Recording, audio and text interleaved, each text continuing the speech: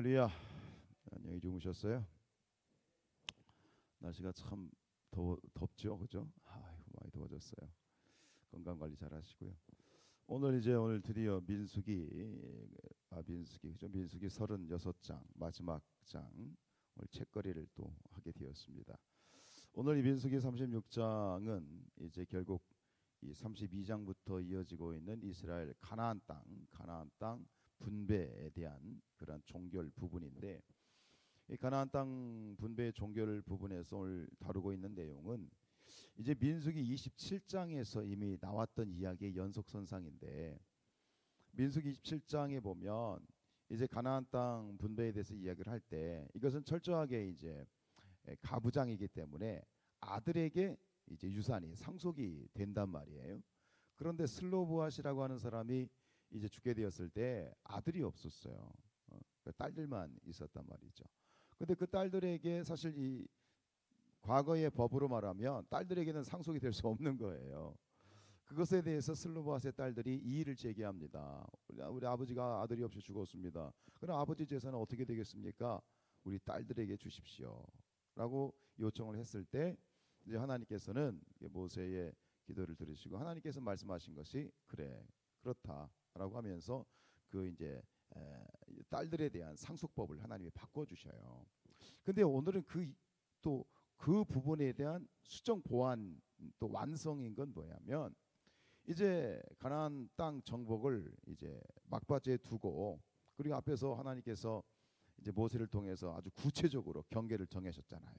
남과 북과 동과 서를 나누셔서 여기선 네 땅, 네 땅, 네 땅 그러면서 이 기업에 대해서 정확한 구분을 경계를 지었는데, 오늘 이제 요셉의 아들 둘이, 요셉이 빠지고 레위가 빠지고 에브라임과 므낫세가 그 두 자리를 들어갔다고 했잖아요. 이 므낫세 지파, 그러니까 이 슬로브앗의 딸들, 슬로브앗이 모세 그저 베냐민 뭐죠? 므낫세 지파인 거예요. 그 므낫세 지파의 그러한 수령들이 찾아와요. 모세를 찾아와서 한 가지 문제를 제기합니다. 모세시여, 지금 이 슬로보앗의 딸들이 아버지의 유산을 상속을 받았는데, 그럼 만약에 이 딸들이 다른 지파로 결혼을 하게 될 텐데, 아마 다 미혼이었나 봐요. 이제 다른 지파로 결혼을 이제 하게 되면, 그럼 그 상속받은 유산이 그 남편의 유산이 되는 게 아닙니까? 그럼 우리가 분배받은 그 기업, 땅 중에 그것을 오롯이 지키지 못하고 결국은 마이너스가 되는 것 아닙니까? 이거 어떻게 하면 되겠습니까? 라고 이제 문제를 제기했을 때 하나님께서는 그들의 문제 제기를 역시 수용을 하십니다. 아, 너희들의 말이 맞는 것 같다. 그러면서 마지막으로 이 딸들의 상속에 대한 완성본을 주시는 건 뭐냐면, 아버지의 유산을 그 상속받은 딸들은 절대로 누구에게만 시집을 가야 된다? 같은 지파 안에서만 이제 결혼을 해야 된다. 그러면은 그 지파의 땅을, 기업을 잃어버릴 염려가 없게 되어지는 것이죠. 또 이 사건을 통해서 이제 하나님께서는 이 딸들에 대한 기업의 상속 부분을 완성해 나가시게 되는 거예요. 자, 이 사건을 통해서 우리에게 주시는 어떤 하나님의 교훈을 우리가 묵상해 볼 때, 여러분 지금 이 므낫세 지파의 그런 어떤 수령들이 제기한 문제에 대해서 여러분들 어떻게 생각하십니까? 이들의 그 문제 제기가 굉장히 어떤 그 뭐랄까 이기적이고 그리고 땅에 대해서 너무 지나치게 집착을 하는 그런 욕심은 아닌가? 그렇게 또 생각해 볼 수 있지 않겠습니까? 여러분 어떻게 생각하세요?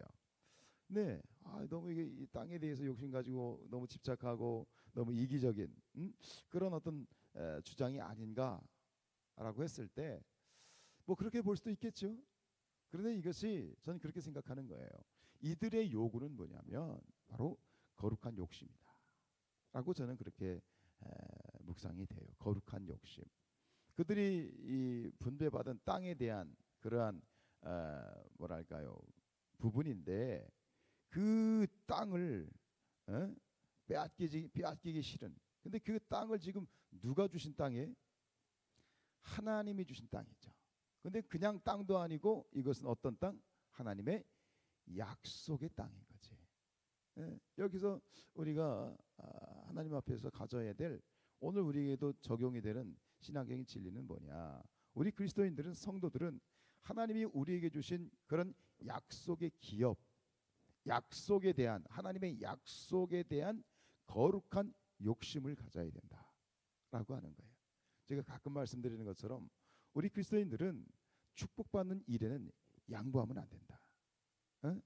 다른 건 다 양보해요. 뭐 욕심 부릴 거 없습니다. 세상 것이 다 양보하고 좀 져주기도 하고 손해 보기도 해야 되겠지만, 하나님 앞에서 하나님이 우리에게 약속하신 하늘의 신령한 축복, 하늘에 속한 신령한 축복, 하나님의 약속의 축복에 대해서는, 축복받는 일에 대해서는 양보하지 말자라고 하는 그런 거룩한 욕심을 가져야 되겠다라는 거예요. 여러분, 하나님께서 예수 그리스도 안에서 우리의 믿음을 통해서 주신 그런 하나님의 축복, 하나님의 약속의 기업이 뭡니까? 그것은 뭐예요? 구원이고, 그리고 영생이고 천국이다. 아멘이시죠? 예.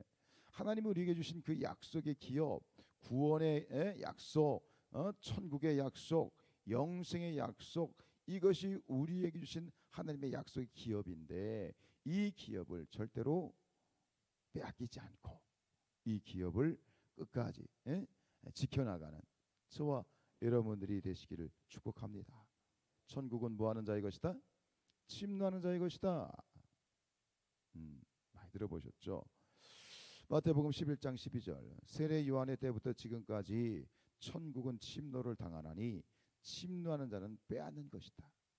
이것은 거룩한 욕심이에요. 하나님의 축복, 하늘에 대한 신령한 축복, 영생의 축복, 구원, 이 부분들에 대해서 하나님이 주신 이 약속의 그러한 분깃, 하나님의 약속의 기업에 대해서, 구원과 영생의 천국에 대한 그런 거룩한 욕심을 가지고 끝까지 지켜나가는 자가 복이 있다라고 하는 것이죠. 애쓰고 노력해야 돼요. 그래서 히브리서 6장 11절과 12절에서 히브리서 기자가 이렇게 얘기합니다.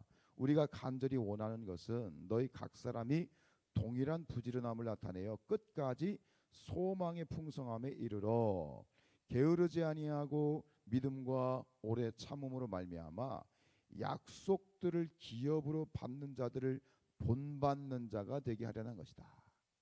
약속들을 마침내 나의 기업으로 받아 쟁취하는 그러한 자들의 삶을 우리 그리스도인들이 본받아야 된다라고 이야기하고 있죠.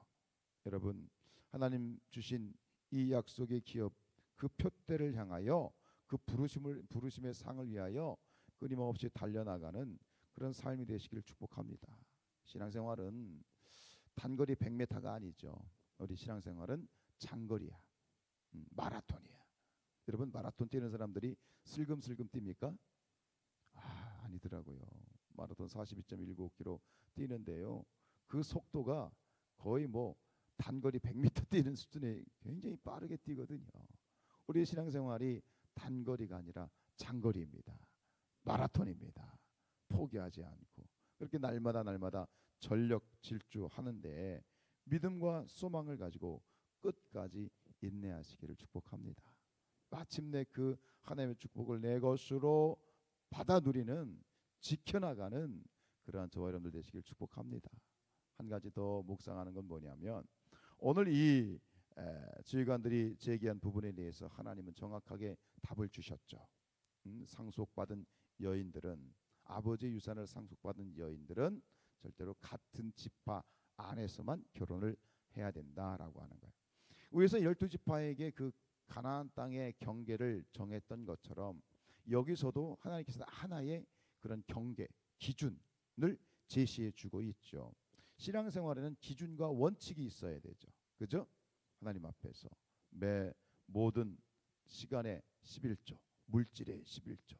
하나님이 우리에게 주신 이 법, 율법이라고 하는 것은 우리가 하나님의 뜻 가운데 안전하게 하나님의 그러한 뜻 가운데 벗어나지 않고 좌로나 오로나 치우치지 않고 우리가 하나님의 뜻을 따라갈 수 있는 우리를 안전하게 보호하는 그런 기준이 되는 것이죠.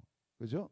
율법이 말씀이 우리를 뭐 귀찮게 하고 우리를 뭐 지배하고 그런 차원의 어떤 구속하기 위한 법이 아니라 하나님의 율법은 구속을 위한 법이 아니라 우리를 보호하시고자 하는 그런 법인 줄로 믿습니다. 오늘 그런 측면에서 결국은 이 슬로보아스의 딸들에게 그리고 아버지의 유산을 상속받은 여인들을 위한 하나의 또 다른 경계를 주고 있잖아요. 저는 이것을 우리의 신앙과 생활 가운데 이렇게 적용을 할 수 있을 것 같아요. 결혼에 대한 문제, 결혼에 대한 경계, 결혼에 대한 범위를 우리에게 주시는 것이다. 뭐 이미 뭐 기혼자들에게는 뭐 해당이 안 되겠습니다만 우리 미혼자들에게 결혼을 하지 않은 우리 자녀들에게 저는 이 부분이 정확하게 적용이 될 수 있다고 생각하는 건 뭐냐면 우리의 믿음의 자녀들은 믿음의 배우자를 만나야 된다. 동의하십니까? 이게 결혼에 대한 경계입니다. 분명히 우리의 삶에는 하나님이 주신 경계가 있어요. 근데 우리 인간의 어떤 욕심과 우리 인간의 인간적인 어떤 그러한 이기적인 마음 속에서는 자꾸 하나님의 경계를 벗어나는 거잖아요. 하나님의 뜻이 있는데 그 뜻, 그 울타리, 그 경계를 벗어나면 결국 그 속에서 하나님의 질서가 깨지고 우리의 안정된 하나님의 보호하심이 깨지는 거죠. 결혼도 분명히 하나님의 종이 주신 경계가 있다라고 하는 거예요. 그 경계와 그 구분과 그 울타리를 우리는 지킬 수 있어야 되는데 결국은 믿는 사람은 믿음의 처녀 총각들은 믿음의 처녀 총각을 만나야 돼. 어떻게 생각하세요? 사랑의 눈이 멀어서 그렇게 그리고 결혼하면 꼴꼴 그러잖아요. 또 가문이설로 특히 남자들이 그런 말 많이 하잖아요. 내가 결혼하면 교회 나가겠다.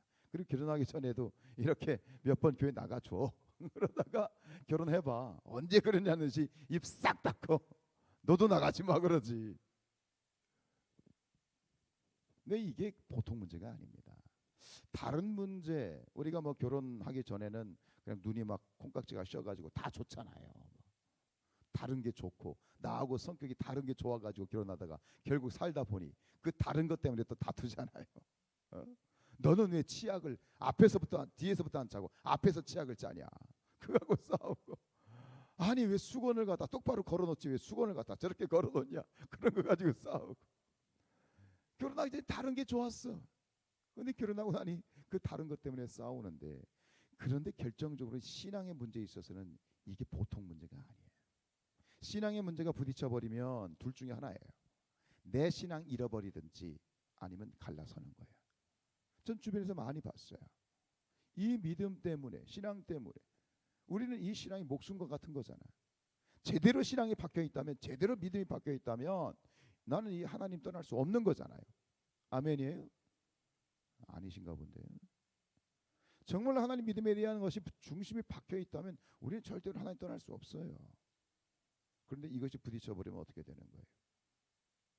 갈라서든지 아니면 소위 그런 말 많이 하죠. 가정의 평화를 위해서 가정의 평화를 위해서 제가 잠시 하나님을 접어두겠습니다 그러잖아요. 그건 끝난 거예요. 이 결혼에 대한 문제. 그래서 일찍부터 하나님께서는 뭐 신명기에 가서 또 보겠습니다만 이 구체적으로 가나안 땅에 들어가지 너희들 가나안 땅에 들어가면 그 가나안 땅에 사는 이방 족속들하고는 절대 결혼하면 안 돼. 하나님 선을 그으셨어요. 그래서 이 신명기 7장 4절에 보면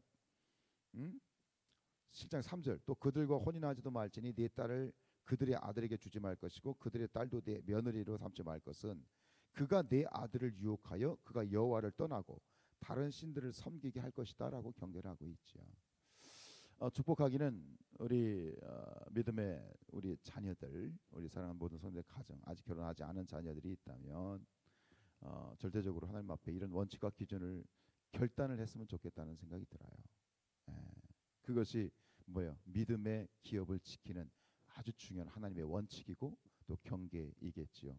아무쪼록 우리 모든 또 믿음의 자녀들 다 하나님의 믿는 자녀들 되길 축복하고, 또 아직 하나님을 돌아오지 못한 자녀들이 있다면 또 그들에게도 구원의 은혜와 역사가 있기를 주님의 이름으로 축복합니다. 기도하겠습니다.